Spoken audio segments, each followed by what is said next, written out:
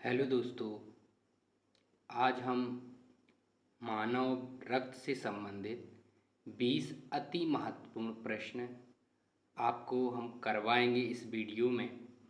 इस वीडियो में आप अंत तक बने रहें। इस वीडियो में जो भी आपको 20 क्वेश्चन यहाँ पे हम बताएंगे, उन महत्वपूर्ण प्रश्नों में से आपको विभिन्न प्रतियोगी परीक्षाओं में प्रश्न पूछे जाएंगे। तो इस वीडियो को अंत तक बने रहें। हमारा पहला प्रश्न है आज का, आरबीसी का जीवन काल कितना होता है। जो हमारी आरबीसी मतलब रेड ब्लड कार्पसल्स जो होती है, रेड ब्लड कार्पसल्स का जीवन काल कितना होता है। तो इनका जीवन काल होता है 120 दिन। मतलब जो आरबीसी होती है उसका जीवन काल 120 दिन होता है। अगला क्वेश्चन है हमारा, मानव शरीर में आरबीसी का विनाश कहाँ होता है। यानी मानव शरीर में आरबीसी जो होती है उसका विनाश कहाँ होता है। यकृत, प्लीहा या उसी को बोलते हम स्प्लीन। तो मानव शरीर में आरबीसी का जो विनाश होता है वो यकृत में या फिर प्लीहा या स्प्लीन। प्लीहा और स्प्लीन एक ही हैं। प्लीहा हिंदी में बोलते हैं, स्प्लीन इसका इंग्लिश नाम होता है। यकृत या प्लीहा या स्प्लीन में आरबीसी का कब्रगाह किसे कहते हैं। प्लीहा को ही हम आरबीसी का कब्रगाह कहते हैं। प्लीहा को अंग्रेजी में हम कहते हैं स्प्लीन, याद रखना है। प्लीहा, स्प्लीन एक नाम होता है तिल्ली। तो ये तीनों नाम एक ही अंग के होते हैं। तो आरबीसी का जो कब्रगाह हम कहते हैं प्लीहा या, और उसी को कहते हैं स्प्लीन। अगला प्रश्न है हमारा, मानव शरीर में ब्लड बैंक ऑफ आरबीसी किसे कहा जाता है। मानव शरीर में ब्लड बैंक ऑफ आरबीसी किसे कहा जाता है। तो इसका आंसर है स्प्लीन। स्प्लीन का ही नाम है प्लीहा और स्प्लीन का ही नाम है तिल्ली। तो ये तीनों नाम क्या है, एक ही अंग के हैं। एक ही अंग को इन तीन नामों से जाना जाता है। तो ब्लड बैंक ऑफ आरबीसी क्या है, स्प्लीन। स्प्लीन का ही नाम प्लीहा है और तिल्ली भी है। अगला हमारा प्रश्न है, 5 नंबर का प्रश्न है, पहाड़ों पर जाने से आरबीसी की संख्या पर क्या प्रभाव पड़ता है। कहने का तात्पर्य है कि जब हम पहाड़ों पर जाते हैं या पहाड़ों पर रहने वाले जो व्यक्ति होते हैं उनकी आरबीसी पर क्या प्रभाव पड़ता है। तो जब भी हम पहाड़ों पर जाते हैं तो आरबीसी की संख्या क्या होती है, बढ़ जाती है। अगला प्रश्न है, सोते समय आरबीसी की संख्या पर क्या प्रभाव पड़ता है। तो इसका सही जवाब है आरबीसी की जो है संख्या वो कम हो जाती है। तो पहाड़ों पर जाते समय आरबीसी की संख्या बढ़ जाती है और सोते समय आरबीसी की संख्या कम हो जाती है। अगला प्रश्न है, कौन सा विटामिन रक्त का थक्का जमाने में सहायक होता है। यानी रक्त का जो थक्का जमता है तो उसमें किस विटामिन का योगदान होता है या कौन सा विटामिन सहायक होता है। तो विटामिन के। तो विटामिन जो के होता है वो रक्त का थक्का जमाने में महत्वपूर्ण भाग निभाता है। अगला प्रश्न है हमारा, रक्त समूह की खोज किसने की थी। यानी जो हमारे शरीर में 4 प्रकार का रक्त पाया जाता है, 4 प्रकार का रक्त समूह होता है, तो उस रक्त समूह की खोज किसने की थी। यानी रक्त समूह की खोज किसने की थी।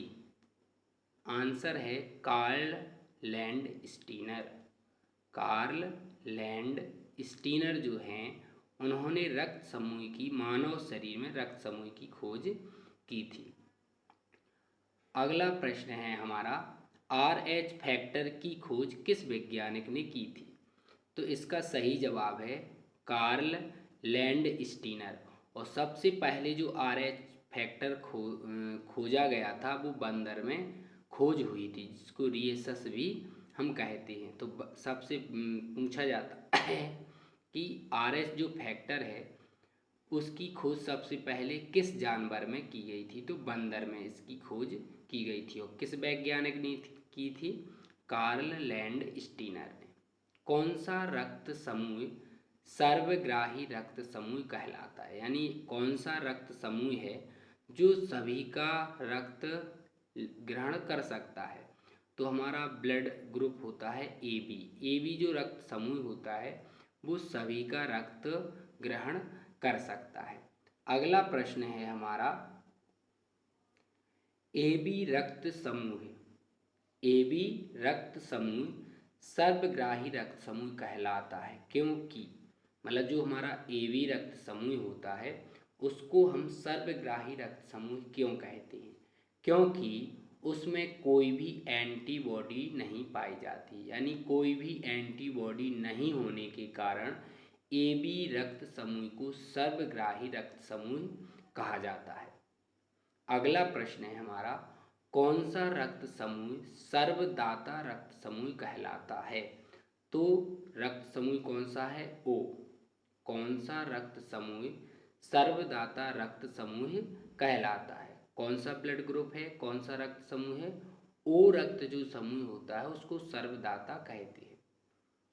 O रक्त समूह सर्वदाता रक्त समूह कहलाता है क्योंकि, अगला प्रश्न जो है हमारा, जो O रक्त समूह है उसको हम सर्वदाता रक्त समूह कहते हैं क्योंकि इसमें कोई भी एंटीजन नहीं पाई जाती। यानी कोई भी एंटीजन ना होने के कारण रक्त समूह O को सर्वदाता रक्त समूह कहा जाता है।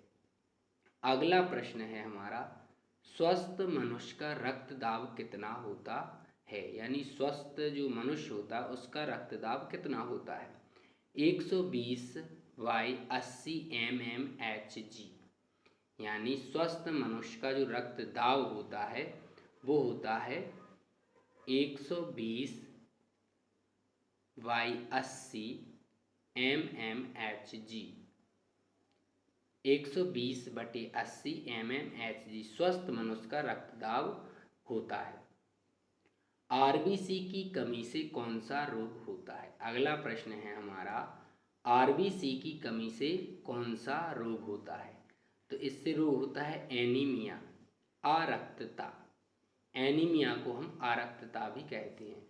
तो RBC की कमी से कौन सा रोग होता है? सही जवाब है इसका एनीमिया, आरक्तता। अगला प्रश्न है हमारा, रक्त में RBC WBC का अनुपात कितना होता है?